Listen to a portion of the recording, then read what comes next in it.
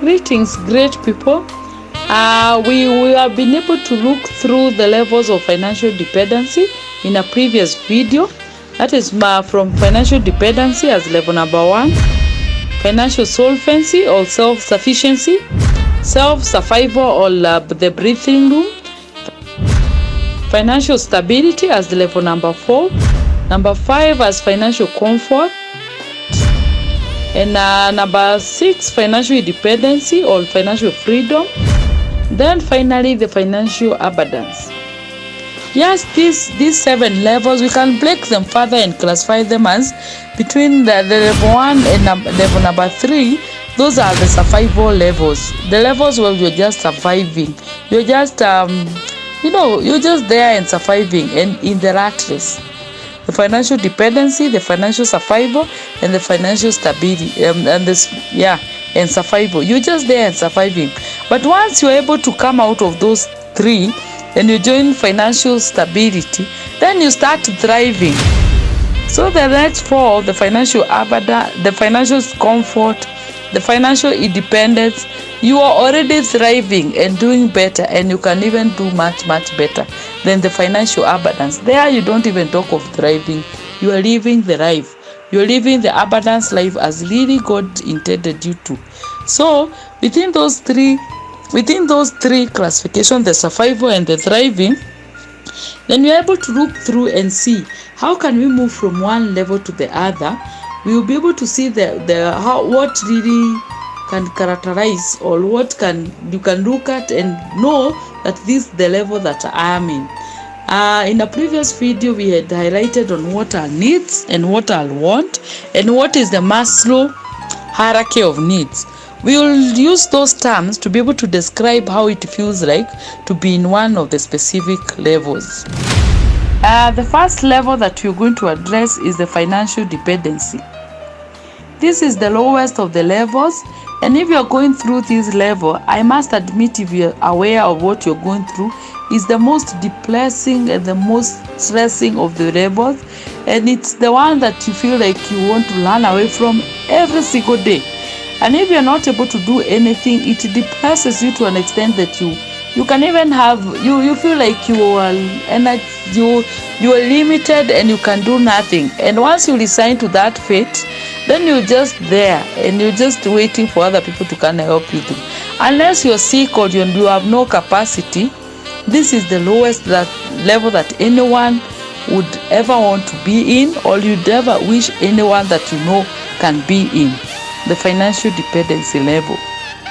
Most of the time that you see people in this category are those very old parents that have utilized all their retirement benefits and their offer, or those people who depend on trust, or those people who are still depending on their parents because they are either they are in school or they are not able to have anything, or even kids who are still under the care of their parents. Yes, this level is the worst of them. Okay, don't want to say it's the worst, but it's the lowest of them all. If you are to compare it with the Kenyan climate, this can only be described and compared to the central northern areas where you are experiencing desert climate. It's dryness throughout. You have to depend on other people. It's dry. That is the kind of climate you can compare these people with. And since they are depending on other people, most of the time they are usually hungry. Why? Because they are mostly hungry. They have no one to feed them. And as we all know, a hungry man is an angry man. So this you would not want to be a description of you, because you're depending on someone. And when you're depending on other people, they are at your mercy, or you're at their mercy. And you do what they want you to do. You are their puppet. So this even makes you even more desire more to leave this level. And as the Wahenga said, mtegemea za nduguye hukufa maskini. You don't want to be counted in these mtegemea za nduguye. So it's upon us that we challenge ourselves to be able to get out of this level as soon as you're able to realize that this is the level we are in. And even those people who might still be depending on other people. Yes, To describe this level, maybe we can start with what the kind of food they eat while in this level. The kind of food that you eat at this level is the food that you have no choice on what you eat. Whatever is brought, that's what you eat. You have no choice to know what kind of, not only what kind of food you eat, but even how it is prepared. You just eat what is available. Yeah? Some of my friends joke that you eat like a chicken. You feed on the chicken feed. This is most of the time you will get that you'll be eating maize. Even sometimes you eat githeri without beans. You'll be eating just rice.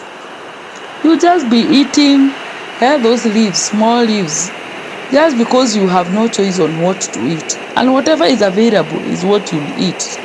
If you were to eat somewhere outside, you do not even, I don't want to compare it, you'll be eating remains at this level.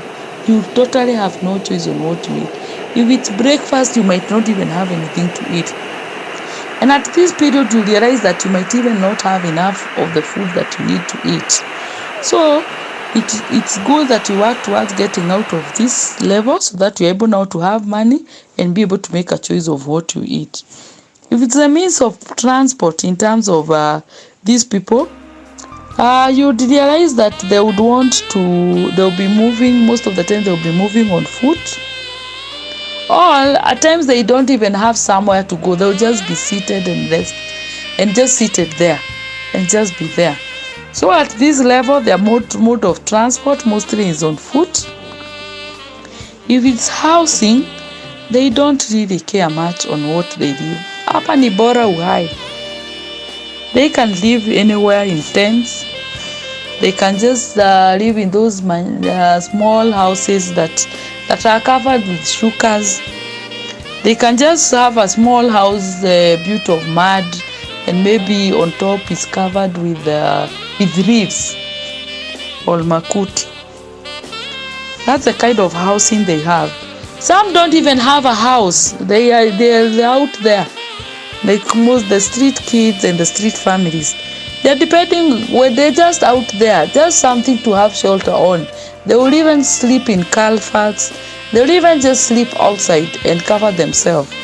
That's the kind of housing or the kind of housing they have. The other thing is the kind of clothing they wear. Yeah, at this point when you don't have food, you don't care what you wear. You can even wear a sack. Sometimes you can walk naked. All you care about is you don't even have food. You are dependent on other people. You can't even have the say to say what kind of clothes that you want to wear. So in this time, most of these people, they will just wear anything. And most of it is maybe from donation from other people. And most of the time, maybe if they go to church, it's the church members who will give them. If they don't go to church, they're on the street. They'll just get pieces of clothing, maybe scattered on the road. And that's what they wear. And in some societies or in some places, they even walk stark naked. And no one can laugh at you because everyone else is in the same situation. They are there, they're depending on other people. Yes, that's the kind of clothing they would wear. And if it's in terms of looking for safety and security, they don't care much. The only thing they want to care and shelter themselves from is from the weather. And even weather, they don't care much. They would even sleep outside. Yes, they don't care. As long as they are alive, that is all they care for. They're not so scared about security. They feel that as long as they're alive, that is good enough. They'll sleep anywhere, they'll do anything. They don't even have any security measures by themselves. They don't even feel that they are worthy taking care of themselves.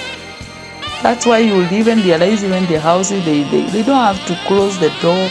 They don't even have a door to close. Then, if it's terms of that longingness and love and belonging, most of them would live in group. And as we know, misery loves company. They will be miserable together. And part of the things that they'll be doing is that they'll be having pity party talks most of the time. and be talking about who they're going to do, sweet talk, so that they're able to provide for them. And most of the time, if someone is on their own, they don't get to work harder, and they slowly, even die of hunger. Yes, these people requires a lot of love from other people. Show them a lot of love. Then in terms of self-esteem, this level, people has no esteem at all. They've been limited, they've been depressed, they've been oppressed. They have no esteem at all. And these people, they need so much support. Now, in terms of self-actualization, these people, however much they would want to reach this level, they are still hungry. They still don't have a secure place to live in. Self-actualization is the last thing they would think of. At times, they even might not have any dream. Their dreams died long time ago, or they did not even have any dream of improving. And in this kind of people, they would most of the time be asking, why is the government not doing anything to help them out? Yes, if you have an opportunity to be of help to such groups of people, please be available to such people, support them, even so that they may desire even to go to the next level. At this level, when you look at the kind of income they have, you realize that they have no income apart from very small and minute income. About their expenses will be on food. Whenever they get anything, they'll be they'll be buying food, or even some few clothes. In terms of assets, they don't care about assets. Now for what? And they don't even have food. They don't even have anything, and they don't care about it anyway. Then in terms of their abilities, they might not have borrowed because they have nothing to give in return for as collateral of anything. So their balance sheet will be small income, few expenses there, and no assets, no liabilities. Yes, this is the lowest of the levels, and I'm sure me and you and that other person would not want to be in this level. But the truth of the matter is, we were once there. Everyone starts there. So it's good that we get to learn the skills that we need, so that you're able to move out of this level and go to the next one, that is financial solvency. That is financial solvency, where we are able now to start getting self-sufficient. Thank you, and I look forward to see you in the next video. And let me know your story when you are financially dependent. How did it go? How are you able to move from that level to the next?